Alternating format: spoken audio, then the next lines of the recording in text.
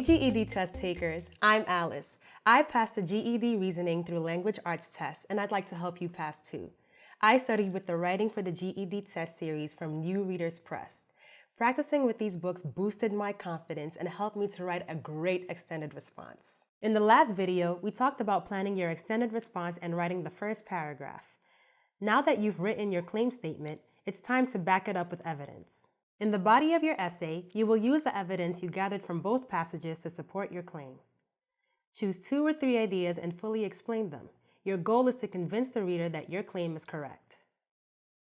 Use the notes you took when you analyzed the 2 arguments. You can also refer to evidence you highlighted in the text passages. You can use one of the note boards to sketch out an outline for your argument. List the reasons you will discuss in your body paragraphs. Did you think about what ideas to write about first? Your essay will be scored on your ability to create a progression of ideas. What does that mean? If you thoughtfully arrange your reasons and evidence in an order that flows from one idea to the next, you will build a strong argument and earn a higher score. How do you do that? One way is to start with the strongest reason and then go to the next strongest and end with the weakest. Another way is to start with the weakest reason and build in strength so you end with the strongest. It's not important which order you follow. What matters is that the order flows logically and includes strong support for your claim. You should write at least 1 paragraph about each of the 2 or 3 reasons or details you have chosen to back up your claim.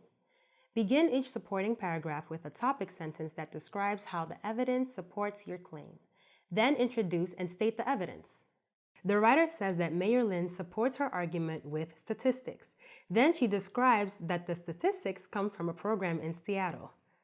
Finally, she tells what the statistics show. In the example above, the writer presents her evidence by describing what the statistics prove. This is a good way to connect the evidence, statistics, to the claim. Mayor Lynn's speech is stronger because she proves her point, using logic and statistics. Unless you tie the evidence to your claim or explain your reasoning, the details won't prove anything. Do not just retype sentences from the passage. Those sentences by themselves won't help you meet the requirements of the extended response. Each paragraph in the body of your response should explain why a piece of evidence supports your claim or disputes the opposing claim. To explain your evidence, you can describe or restate it. This shows that you understand exactly what it means and how it relates to your claim. Cite it, mention the details or facts of a specific point and relate them to your claim. Quote it, use quotation marks to insert the exact words an author uses and show how the quote supports your claim. If you quote a line from a passage, use quotation marks. Here are some examples to show you how to use direct quotes in your response. If you are quoting just a word or a short phrase, use quotation marks around each.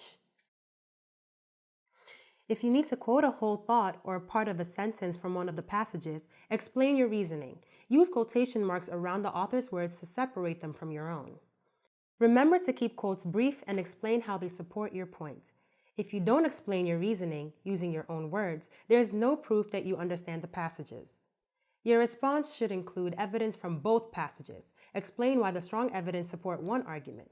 Explain why faulty evidence weakens the other argument.